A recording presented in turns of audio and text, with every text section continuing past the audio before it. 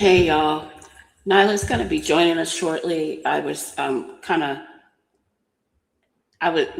be joining us shortly, so I'm just gonna go ahead and get started, and then we're gonna take it from there. But I thought I would do because of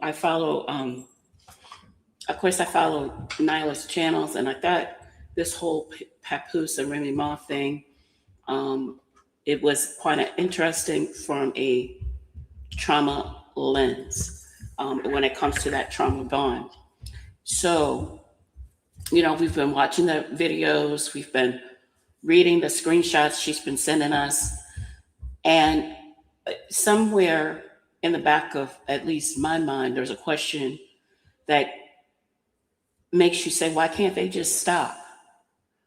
Why do they keep engaging with someone that's hurting them? Right? Why are they why is there always that comeback going on? And from a clinical lens, I would say that nothing's wrong with them. It's their nervous systems that are actually doing exactly what nervous systems do when they're caught in a loop they can't see. It's not love, and it's not just drama, even though the drama is there. It's also physiology. So I wanted to kind of bring up and mention from the perspective of a trauma story or a trauma lens so that you can kind of understand the mechanisms, and you'll see it any and everywhere, and maybe in your own mirror, and also too potentially maybe you might recognize it with somebody that you care about too, right? So let me go ahead and get started.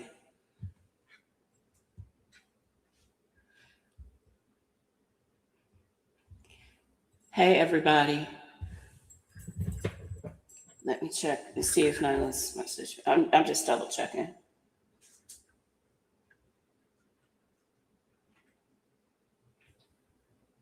Okay. So let me go ahead and show my thing here.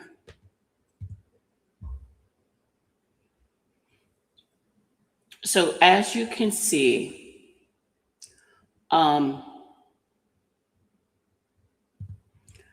as you can see, the dynamic between them is something called an intermittent reinforcement. It's the cleanest why does this keep happening mechanism. And that's because it accounts for the compulsion and not just the conflict.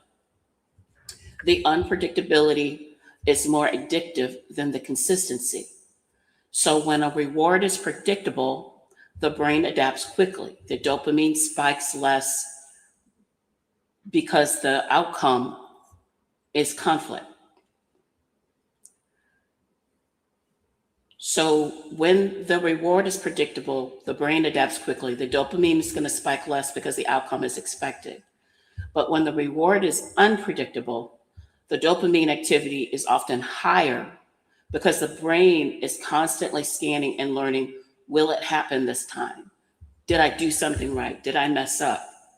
And that's why the slot machine, I'll give you a slot machine metaphor, right? A slot machine does not pay out often, it pays out randomly. And that randomness trains the brain to keep pulling the lever. The user isn't chasing money as much as they're chasing the possibility of that relief or reward. So, in relational terms, the payout isn't cash, it's reassurance, it's attention.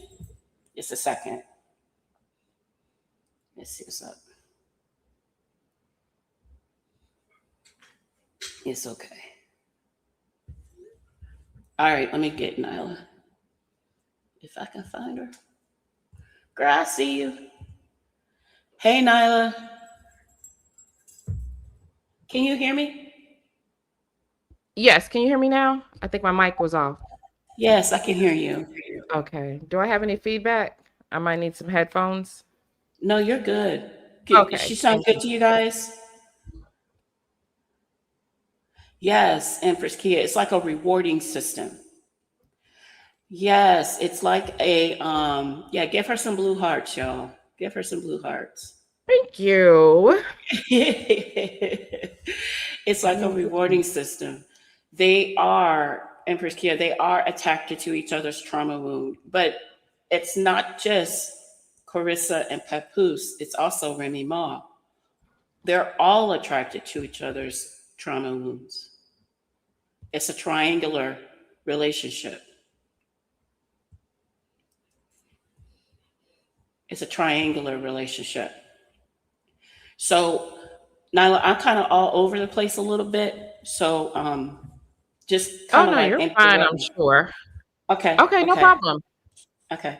So, in relational terms, the payout can also be public or private repair gestures, right? It could be I choose you moments after insecurity.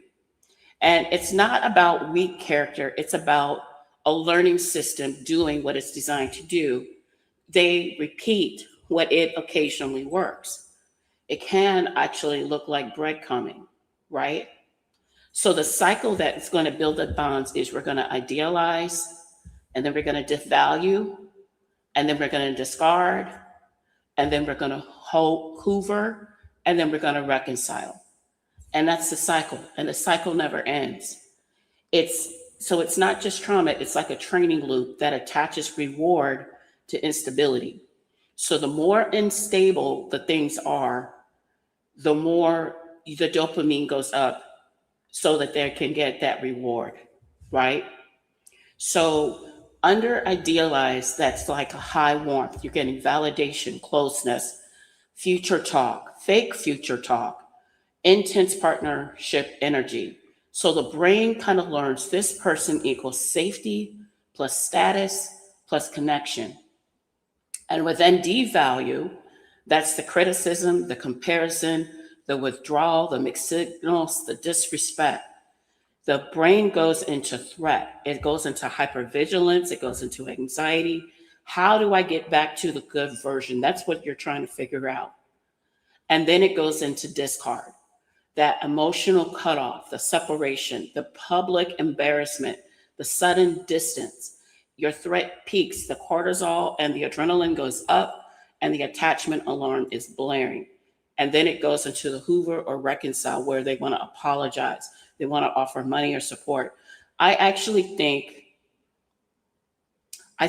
that Papoose is right now in the Hoover reconcile with Clarissa right now. With Hmm. the affection, we're good, the sexual reconnect, the public, because before he kind of like discarded her, and now he's trying to, I think even with the lean, I think he's trying to do that part, the private reassurance or the public reassurance, you know.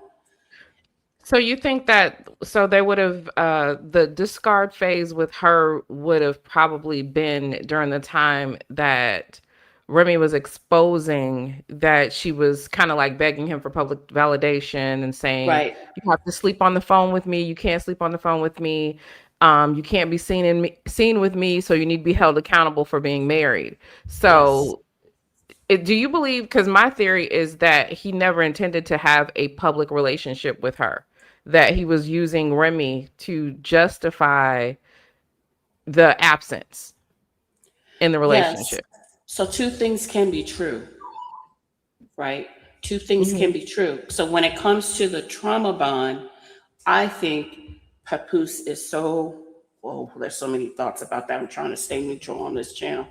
But I think But it's Papoose so is, fun to not be neutral. It's so I know. fun. I think that Papoose is someone who is extremely wounded, Hmm. and the only thing he knows to pour out are wounds. So I think he wasn't serious about, I don't think he was ever serious about Clarissa Shields. But I think it was that trauma bond. Now that they're together because of that trauma bond, and he can't let it go because it's Hmm. still affecting his nervous system to a degree where he's looking for that insecurity and then getting that rush, even though it's toxic, in order to get that. you know? That makes sense. Remy had said something, because last night I kind of went over one of her first kind of addressing the public about the situation and stuff like that.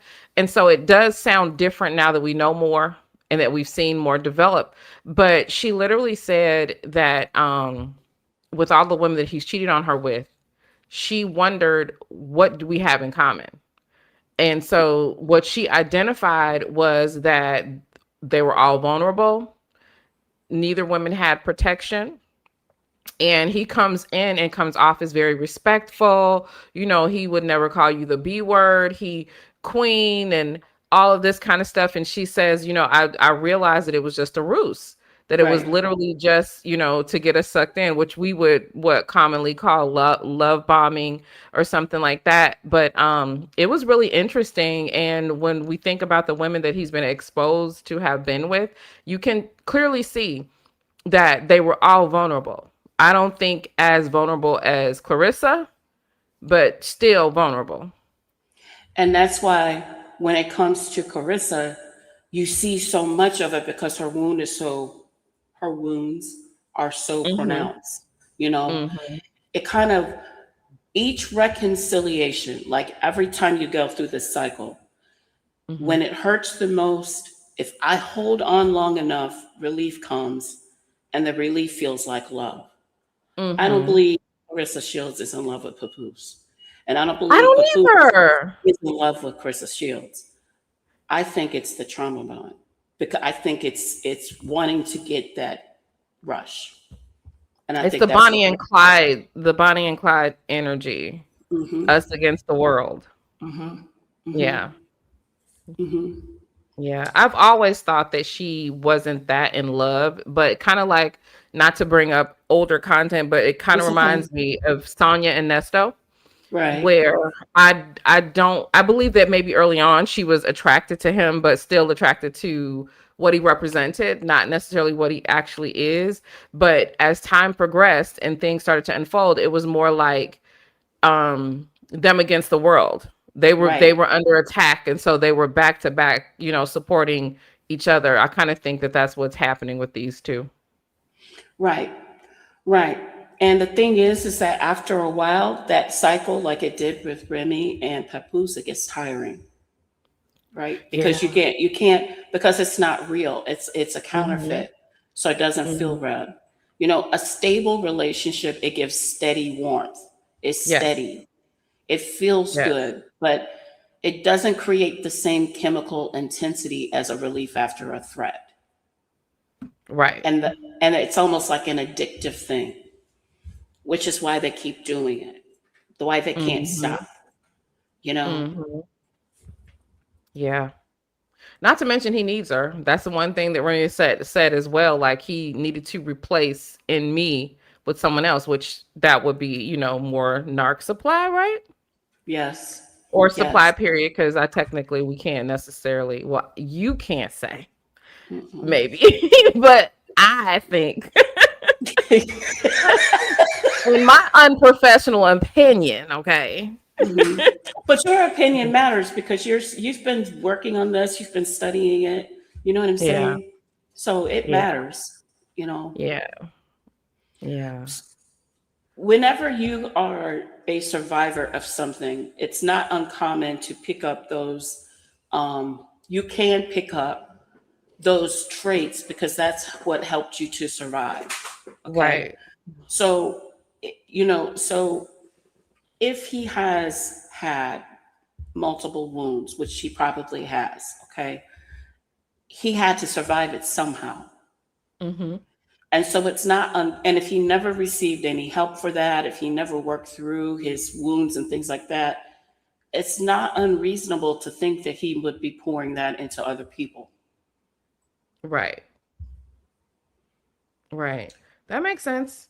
And he gets to be the savior now. So Hmm. he gets to even pretend to himself that he's more valuable and more needed than what he actually is. And maybe just in my opinion, I feel Hmm. like where he's pretending to be savior, like he's a protector, like he's making sure that she's good and all this kind of stuff, that also in his mind justifies his his position in the relationship, because he knows he has nothing to offer. But if he goes to the gym and he spars with her, or like I heard her brother say, well, if water spills on the floor, Pap is going to get it up and not wait for maintenance, because the important thing is my sister's safety and not waiting for somebody, like, no, this is him doing stuff because he needs to validate his how much he's taking from this relationship, you Right, know. right, Hmm. right, right. Yeah. So now let me see what the comments are saying because I don't want to ignore what you guys are saying. Sure. Yeah. Like training a dog, Ms. Lindsay. But yes, you are correct. Man, listen. Hmm. Yes. Yes. Like training a dog. Well, because like It's she is like, I was playing a clip yesterday where they were, was it yesterday? Whatever day I was playing this clip, but you can tell that she wants his approval for her answers and questions. You can tell, you know what I mean? Like she is, she's been warned on some level about what to say and what not to say. Sometimes she cares, sometimes she doesn't, but you can tell that her words are very measured. And mm-hmm. just like Remy, and Remy said this multiple times, that she was always doing things to make him seem better than what he actually was. Like, if she bought herself a new car, she would say, "Oh, Papoose bought this for me," so Right. that he wouldn't seem like the bum that he is. Mm-hmm. And Clarissa goes on all of these media tours. Oh, Pat pays all my bills, girl. Now your jobless man ain't paying nothing. Okay, because going to McDonald's at 2 o'clock in the morning for a 2 for 1 with a Mm-hmm. coupon is not paying all the bills muffin. Yes, he is Like, definitely brokey. He's a that. brokey. Hmm. Hmm. Yeah. Yep. Definitely. He Absolutely. is a brokey. So I'm going to now bring up how Remy, because I went over the idealized Hoover and devalued discard piece. I'm Cool. now going to go over where,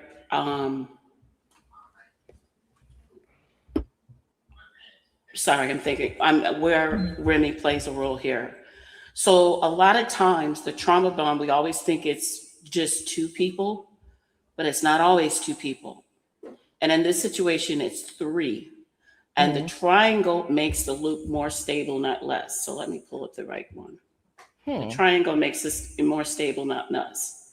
So the shared attachment is Papoose, and he has both women in orbit.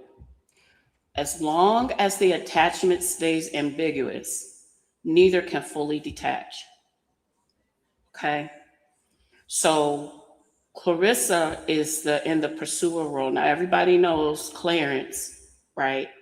Everybody Hmm. knows Clarence is pursuing, you know, because has given off a lot of Clarissa is giving a lot of man energy out there. Oh yeah. Nylah, you got me saying all kinds of stuff, but we can't call it people names and I'm neglect. sorry. But anyway, the bond is also with the competition. Okay, that's why she's Hmm. copying her. That's why she's wearing her clothes, right? Wow. I never thought about it as a bond. The rival keeps the stakes high, which keeps the dopamine high. Hmm. So the copying of the clothes, the copying of the mannerisms, the all of a sudden, I can sing too, and I can get my own record label too. All of that is part of that pursuer role. She's not just pursuing Papoose, she's pursuing the life of Remy too. Hmm. Oh yeah. We can definitely see that. Just checking a comment. Yeah, Mhm. yes, it's a pattern of performing, right? And that gets exhausting too because she's not living in her own authenticity. Okay. Yeah. And then we have Remy. I said I was going to add Remy, right? The one who says that she's done, but she keeps engaging. Her response has been the diss track, the billboard. Those things are engagement, and that engagement is the bond. Now, should Remy defend herself? Should Remy speak up? Absolutely. But you can find ways to speak up that's not engaging the bond. Because really, what that's doing is that's feeding Papoose and Claressa. So it's Mm. just continuing that bond. So this is why who's right from the lens of trauma is the wrong question. The right question is what's keeping all three in motion and who benefits from the chaos. Mm. Okay. And we know they both benefit from chaos. I do feel like, for the Hey, most part, Carolyn, I Remy agree. is. Okay. I do feel like, for the most part, Remy's silent about it, but I do feel like just who she is as a person, it's trying her to not, just like, who do y'all think y'all playing with type thing. You know what I Absolutely. mean? And You going know? on interviews and trying to do Mm-hmm. okay, so the trauma bond, like when we think about the trauma triangle, right? Clarissa's the pursuer. So she keeps going on these interviews, right?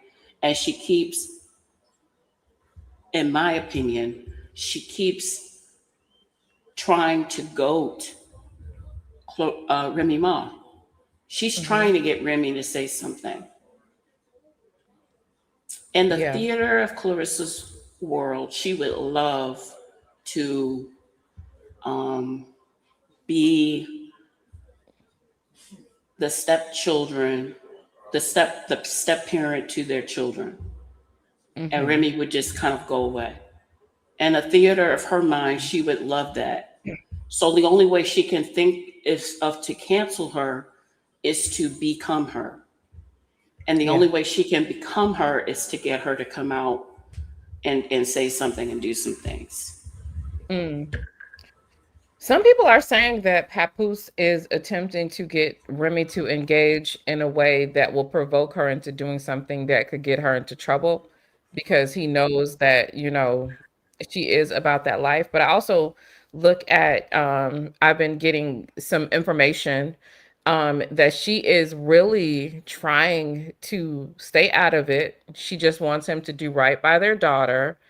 And I was also seeing something that he's been this whole time trying to goad her into being with him, trying to, wrap things back up. But because she's kind of gone cold turkey on him, she doesn't want to communicate with him. She doesn't want to be with him for visits with the child, that he's punishing her now. Yes, and that would be like from your live. Yes, well, I only saw a little bit of your live, I will admit, but Hmm.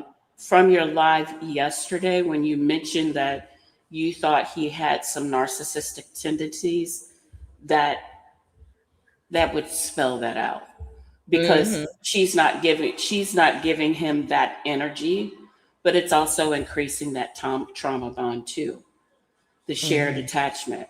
So in order to change things within this trauma triangle, there has to be some sort of a pattern interrupter, right? Mm. Like Yeah. maybe, I don't know what that would be because I'm not an attorney, but Hmm. maybe that could look like a cease and desist for to Clarissa Shields to not talk about Remy Ma anymore in the interviews. Hmm. You get where Hmm. I'm coming from? Yeah. And they attempted that with Remy, because of back in April when she first responded to almost 2 years worth of stuff from Clarissa taking shots, that we didn't even realize she was taking shots at Remy before we knew, about the relationship. And She didn't say we nothing about their name. He got all in his feelings, but go ahead. And so finally, yeah, she made a rap diss about Remy like 2.5 years ago. Hmm. Um, I do find it interesting, though, that Clarissa was engaged when she got with Papoose. And she also got exposed for being in a situationship with someone else while they were together. That came out at the beginning of the year. So it's just it's they're almost the same.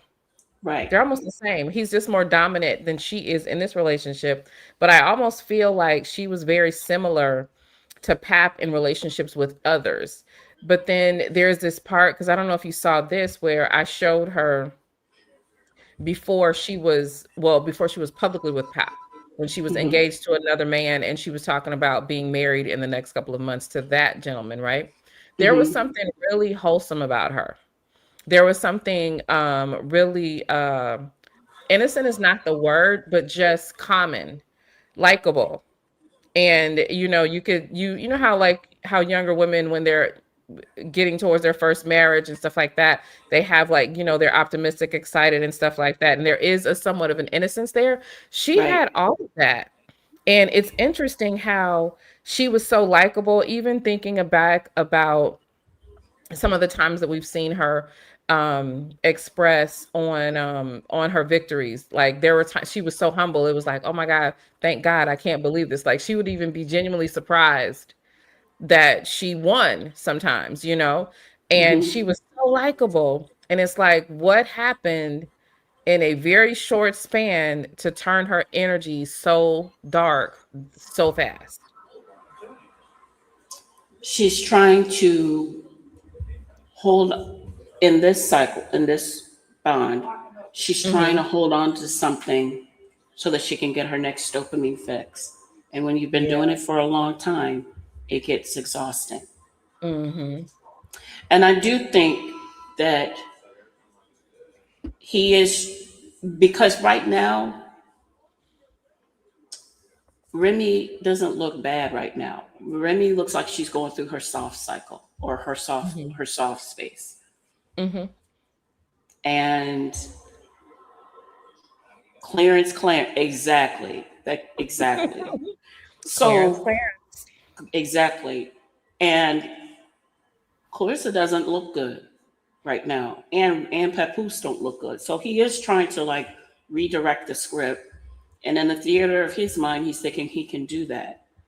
But the Mhm. more there, in order to interrupt the pattern, there has in order to interrupt the pattern, there has to be some sort of a interrupter of this trauma triangle, so that she's no longer linked to them. Mhm.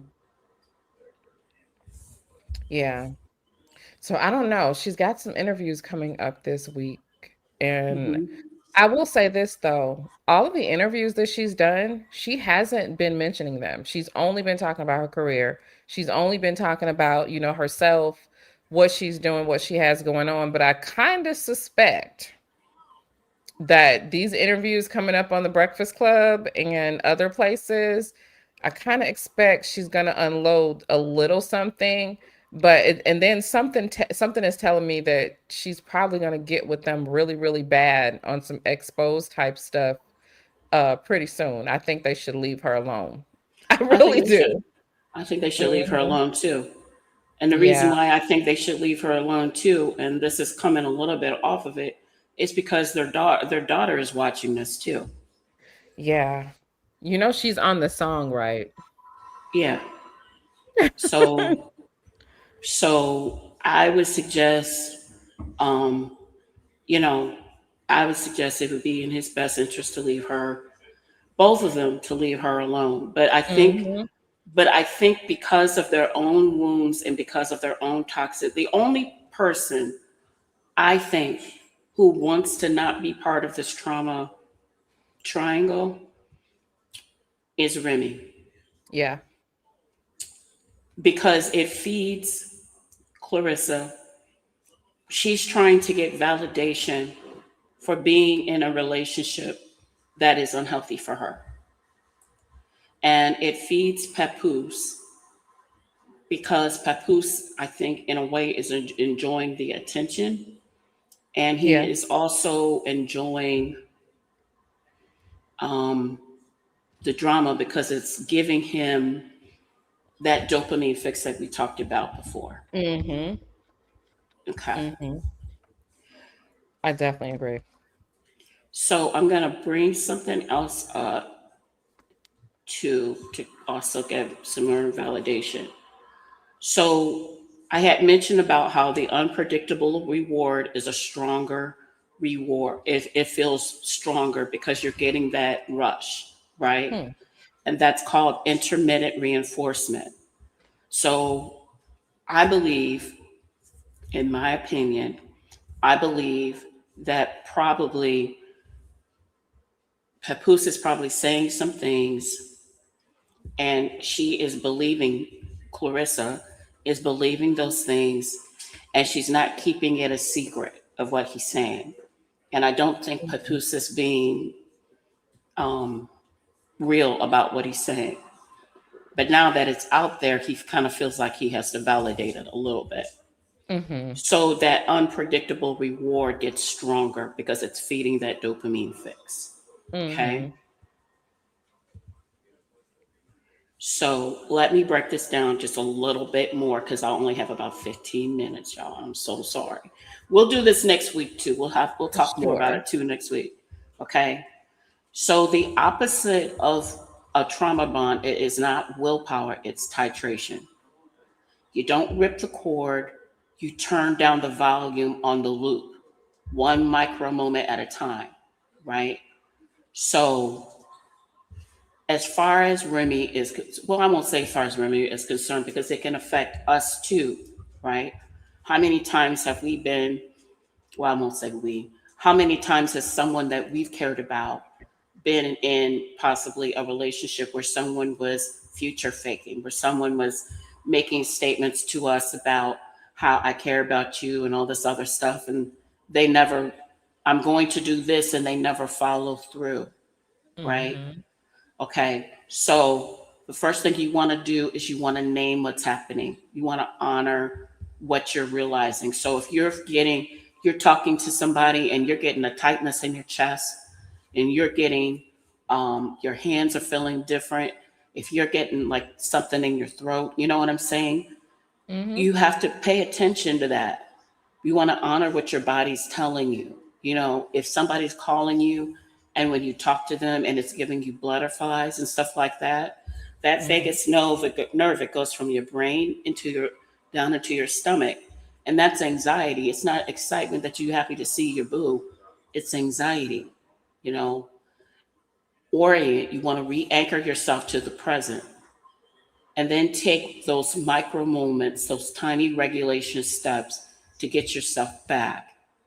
And Mhm. then realistically expect that that withdrawal is real and write it with support.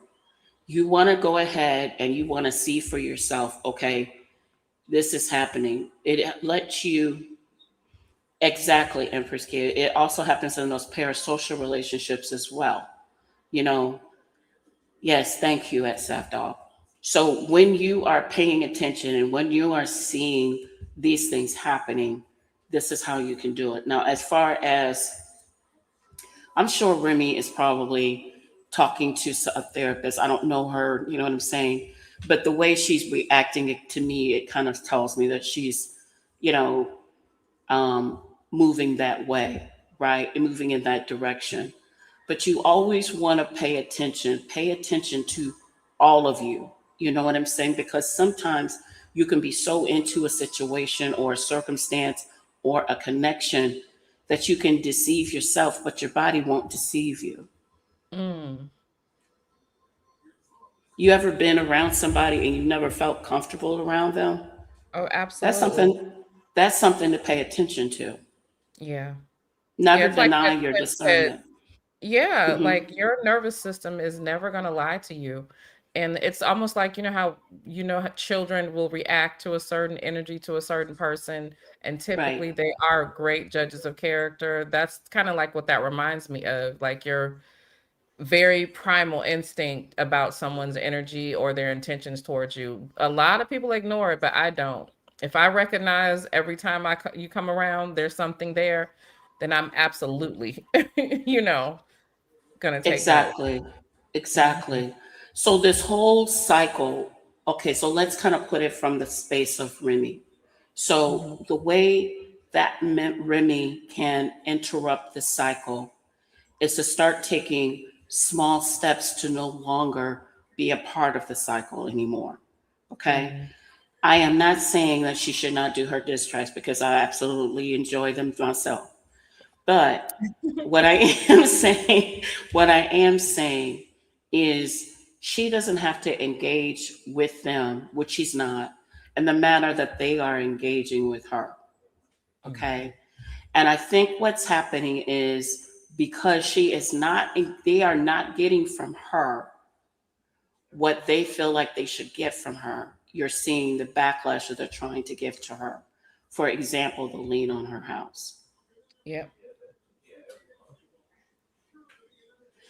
Yes, Sabda, there is such a thing as happy anxiety. There is such a thing as that. I mean, it's not necessarily called happy anxiety, but yes, you can be happy and still have some anxiety around a situation or a circumstance. A lot of times it has to do with some anything that's unexpected and things like that, you know. So, but absolutely, I think as far as that's concerned, but for ourselves, you want to pay attention to that, especially if there's somebody or if there's someone who is constantly saying they're going to do something and they don't follow through. That's the best. That's like a best way to kind of do that. You know, I'm gonna give a quick somatic practice that you can do. Okay. Um, what you can do is, a lot of time on the channel, I talk about how you can co-regulate yourself through touch, right? And when you put your hand on your chest, that's all you're doing. You're just doing it through touch. And it's just letting your nervous system know that it's going to be okay. And then just kind of notice what's happening. Are you having any tightness? Is there tension? Right? And don't fix it. You're just going to name it. And then you're going to do a deep breath in through your nose for 4 and then out for 6. You always want to make sure the exhale is longer than your inhale, okay? Because that helps to reset the vagus nerve. And what you're doing is you're not doing the craving, you're the one that's noticing that craving, right? Mm-hmm. You're noticing that your nervous system is coming back online.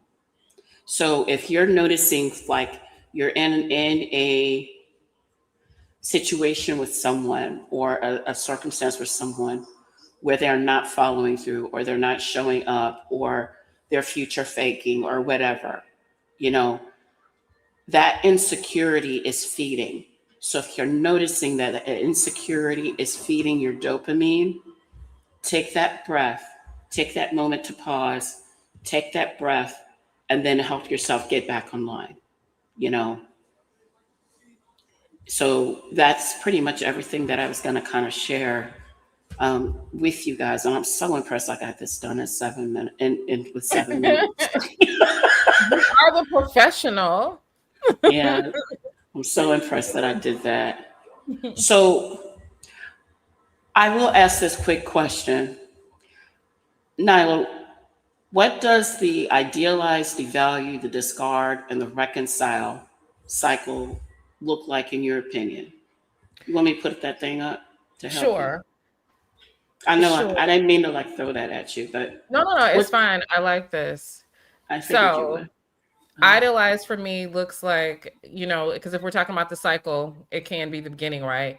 The beginning where you're so perfect, you're so beautiful, you make the best fried chicken in the world. mm-hmm, I've never met anyone like you. And so that person is giving you all this positive affirmation, all this good recognition. You're taking it in, you're on cloud nine, you're getting validated in good ways, right? Then the devalue is it looks kind of like all that stuff that you were doing in the beginning did not matter. It doesn't matter. It's not enough. It's no longer recognized. It's no longer a big deal. They may even start to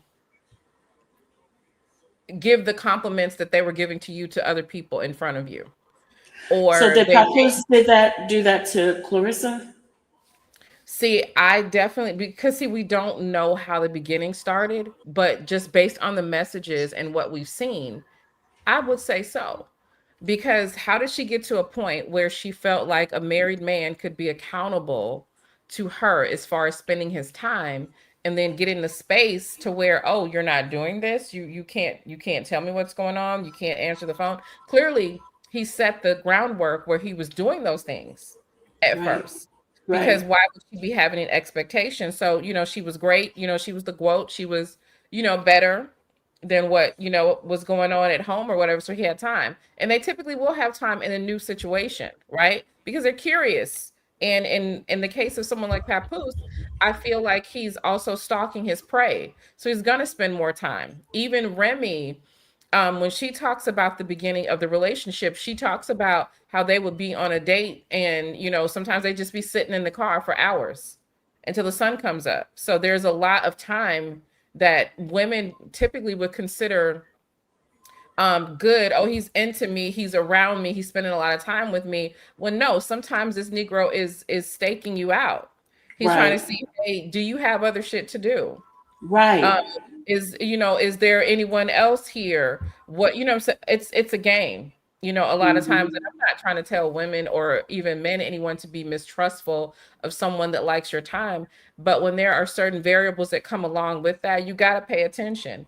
Because why do you have all this time on your hand? Why are you talking to me until the sun comes up? It could Right. happen.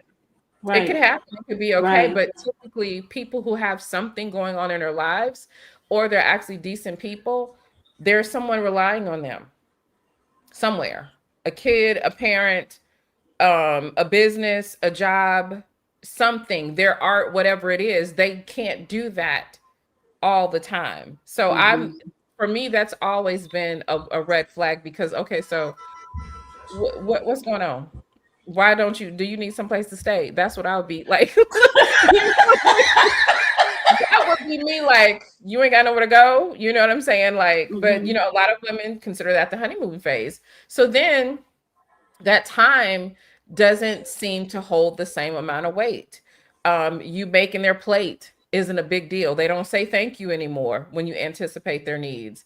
They don't, the compliments may stop. And not to be confused with, because sometimes, as you do get more comfortable in a relationship, you're not going to be as complimentary as you were in the beginning. That's totally normal, but it's a complete total drop off, right? Hmm. And Hmm. what I believe that it's very intentional. They know Right. what they're doing. Right. And so as they start to devalue you, your nervous system is telling you, oh no, he's not happy, Hmm. or And she's that not gets happy. that, and that leaves of you feeling an instability too. And You know. stability. And what I need people to understand is that they know that you're giving the energy that Yeah. your nervous system is off. They know they have you nervous and all this kind of stuff. And so typically with women, and probably some men who have been in this situation too, they start picking up more. They start, oh, maybe if I do this, maybe if I dress like this, or maybe if I do this, um, we can get back to that idealized phase, because that's where you want to get back to, because that's how they got you, right? Right. But we're so far deep in trying to get this person to validate you while they're devaluing you, that you don't recognize that you're on the way out the door, baby. Hmm. And I don't know why, because your body didn't told you. Your body didn't told you that something isn't right. That's why you're thinking, if I buy this, or if I do this, or if I say this, or if I cook this, or if I wear my hair like this, he'll remember. He never forgot. He just don't give a damn of. And Hmm. so, they get rid of you. And then what happens after they get rid of you? You start beating down the door looking for him, where you at, and all this kind of stuff. What did I do? Can we talk? At this time, during that middle between discard, and this is just my view, between Okay. discard and quiver, there is a time frame that up into the middle, where you're actually trying to get the time back. You're confused. What happened? Why did you let me go? What is going on? You're doing everything to figure out how to get back to that moment, right? And by the time you figure it out, It goes or right you over go again. to it. Exactly. Here he come. Here he come with some candy. Here he come with some money. Here he come with something. He's got more time, and it just keeps on going and going and going. And by this So, time, you didn't oh, gain 30 pounds. right, exactly. You done gained 30 pounds. You ain't Mm-hmm. eating a whole bunch of corn chips and everything, you know? Uh-huh. So, absolutely. This is a reason why I want to be careful with my words. Mm-hmm. This is a reason why people see other women in abusive relationships and things like that. This is the Mm-hmm. cycle. This is why. Okay. This is a reason why. Yes, it's like an addict. So, we are dynamic people. Like it's not one size fits all, right? Mm-hmm. But this explains the why our body almost craves that. And then even when somebody comes out of that situation, it explains why your body wants to have that with somebody else. It doesn't Mm-hmm. feel it being I have this here and then I do have to go because I have to uh, do that thing for baby girl. Sure. That intensity is not connection, and calm feels unsafe. So when you're with somebody else who actually is a healthy co-regulator, right? It doesn't feel safe because you can't chase that anymore. So that's something to consider too. So a lot of people ask the question like, why does that person keep trying to go back to why is it a different relationship but similar, but you see something similar every time? That's why. That is a reason why. Because your nervous system is already setting an unhealthy pattern. So doing that exercise, even though that was a quick 3-minute exercise, what you're doing is you're helping to reset your nervous system and reminding it this is what normal can feel like. Okay. So next week, Nylah and I will be back on here and we'll be talking some more stuff and I'll give you guys some more information from the trauma list. Did you guys enjoy it? Was it helpful? I hope so. Oh, that's good. That's good. Right. Okay. Right. Well, y'all, I have to go. Thank you. Thank you. So, guys, I have to go.